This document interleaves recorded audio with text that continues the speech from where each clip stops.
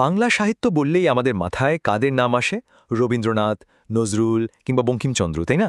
কিন্তু এই যে বিশাল একটা সাহিত্যের জগৎ, এর শুরুটা ঠিক কোথায়? এর শেকড়টা কতটা গভীরে? চলুন আর সে শেকড়েরই সন্ধান করা যাক। আজ আমরা কথা বলবো বাংলা সাহিত্যের একেবারে প্রথম স্পন্দন চর্যাপদ নিয়ে। তো প্রশ্নটা হলো, বাংলা সাহিত্যের একেবারে প্রথম কথাগুলো ঠিক কি ছিল? ভাবুন তো একবার। এর উত্তর খুঁজতে কিন্তু আমাদের প্রায় 1000 বছর পেছনে চলে যেতে হবে। কারা লিখেছিলেন সেই প্রথম কবিতা, কি বলতে চেয়েছিলেন তারা?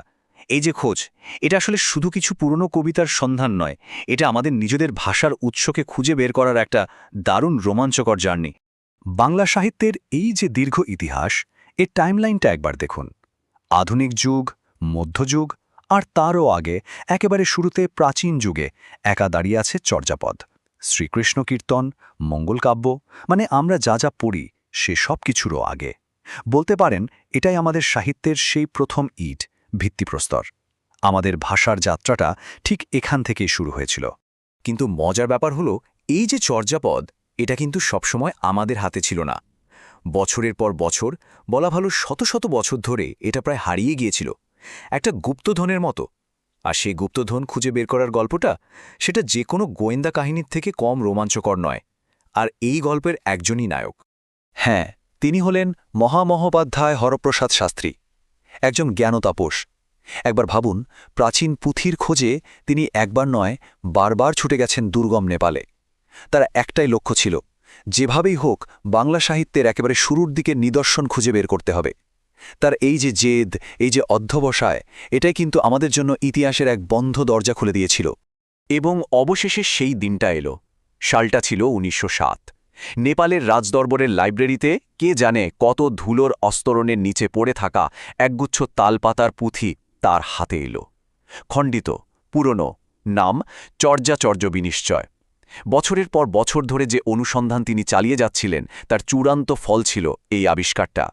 তবে আবিষ্কার হলেই তো হলো না, সেটাকে তো সবার সামনে আনতে হবে। এতে সময় লাগলো আরও কয়েক বছর।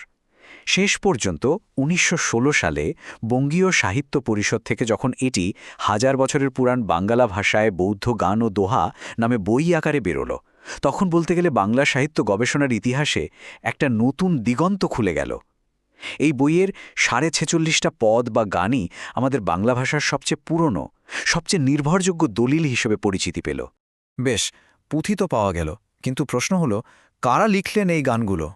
কারা ছিলেন এই রহস্যময় পদকর্তারা? চলুন এবার আবিষ্কারের গল্প থেকে একটু ভেতরে যাই, পরিচিত হই সেই স্রষ্টাদের সাথে। চর্যাপদের রচয়িতারা ছিলেন বৌদ্ধ সিদ্ধাচার্য। তারা সহজ্জান বা সহজিয়া মতবানের অনুসারী ছিলেন।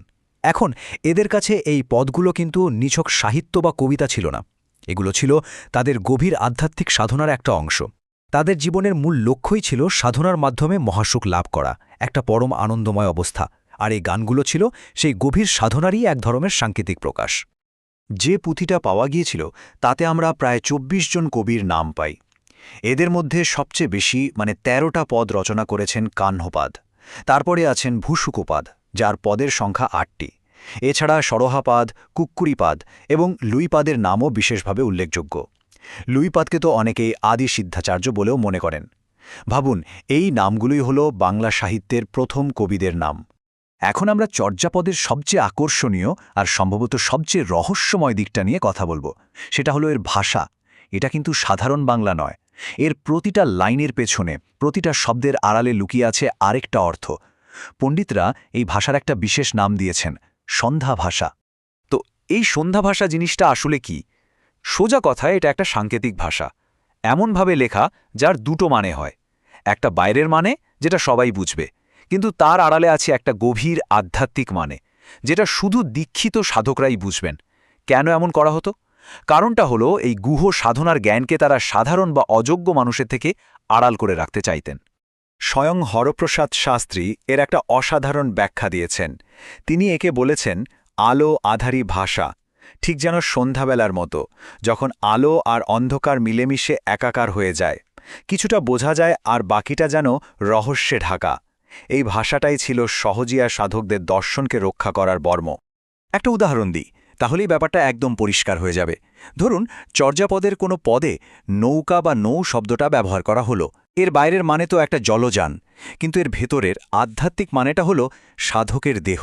ঠিক সেভাবেই চঞ্চল হরিণ আসলে আমাদের মন বা চিত্তের প্রতীক, আর চাঁদ হল শ্বাস-প্রশ্বাস। এই প্রতীকগুলো ব্যবহার করেই তারা তাদের সাধনার গভীর কথাগুলো বলতেন। আচ্ছা, চর্যাপদের দর্শন বা আধ্যাত্মিক দিকটা তো আমরা বুঝলাম, কিন্তু এর আরেকটা খুবই গুরুত্বপূর্ণ দিক আছে, ভাষাতাত্ত্বিক দিক। ভাষাবিজ্ঞানীদের কাছে এটা একটা অমূল্য সম্পদ। কেন? কারণ এখানে আমরা আমাদের বাংলা ভাষার একেবারে আদি রূপটা দেখতে পাই। এটা নিয়ে ভাষাবিজ্ঞানীদের মধ্যে প্রায় কোনো দ্বিমত নেই যে চর্যাপদই হল বাংলা ভাষার প্রাচীনতম নিদর্শন। আজ থেকে 1000 বছর আগে আমাদের পূর্বপুরুষরা ঠিক কেমন ভাষায় কথা বলতেন তার একমাত্র নির্ভরযোগ্য প্রমাণ কিন্তু এই পদগুলোই। মজার ব্যাপার কি জানেন, এর মধ্যে এমন অনেক বৈশিষ্ট্য আছে যা আজও আমাদের বাংলা ভাষায় টিকে আছে। যেমন ধরুন, অতীতকালে ক্রিয়াপদের শেষে ইল বিভক্তি, যেমন চলিল, বা ভবিষ্যৎকালে ইব বিভক্তি, যেমন করিব। সম্বন্ধ পদে এর ব্যবহার, এই সব কিছু চর্যাপদে ছিল। এগুলোকে বলা যেতে পারে আমাদের ভাষার ডিএনএ। তবে এখানে একটা ইন্টারেস্টিং ব্যাপার আছে যেটা নিয়ে প্রায়ই আলোচনা হয়। চর্যাপদকে আমরা বাংলা ভাষার আদিরূপ বলছি বটে, কিন্তু আমাদের প্রতিবেশী অসমিয়া এবং ওড়িয়া ভাষার গবেষকরাও এর মধ্যে তাদের নিজেদের ভাষার উৎস খুঁজে পান। এর কারণটা হলো, সেই 1000 বছর আগেই এই ভাষাগুলোর মধ্যে আজকের মতো এত স্পষ্ট বিভাজন তৈরি হয়নি। তাই চর্যাপদকে শুধু বাংলার নয়, বরং পূর্ব ভারতের এই ভাষাগুলোর একটা সাধারণ উত্তরাধিকারও বলা যেতে পারে। তো 1000 বছর তো পেরিয়ে গেল, তাহলে কি চর্যাপদের প্রভাব আজ পুরোপুরি শেষ? না, একদমই না। আজও এ 21 শতকের দাঁড়িয়েও আমাদের সংস্কৃতি আর ভাষার গভীরে কান পাতলে এর প্রতিধ্বনি শোনা যায়। শুনলে অবাক হতে হয় যে চর্যাপদের বেশ কিছু প্রবাদ কিন্তু আমরা আজও কথায় কথায় ব্যবহার করি। যেমন ভূসুকুপাদের পদের সেই বিখ্যাত লাইনটা, আপনা মাংসে হরিণা বৈরী, অর্থাৎ হরিণের মাংসই তার শত্রু। কিংবা ধরুন, হাড়িত ভাত নাহি নীতি আবেশী, মানে হাঁড়িতে ভাত নেই অথচ রোজ অতিথি আসে। একবার ভাবুন তো, 1000 বছর ধরে এই কথাগুলো আমাদের ভাষায় টিকে আছে। আর একটা খুব গুরুত্বপূর্ণ কথা না বললেই নয়, চর্যাপদ কিন্তু শুধু পড়ার জন্য লেখা কবিতা ছিল না, এগুলো ছিল গান। হ্যাঁ, গান।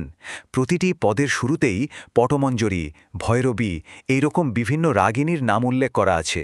তার মানে এগুলো সুর করে গাওয়া হতো, আর সেই হিসেবে এগুলোই হলো আমাদের বাংলা গানের সবচেয়ে পুরনো নমুনা।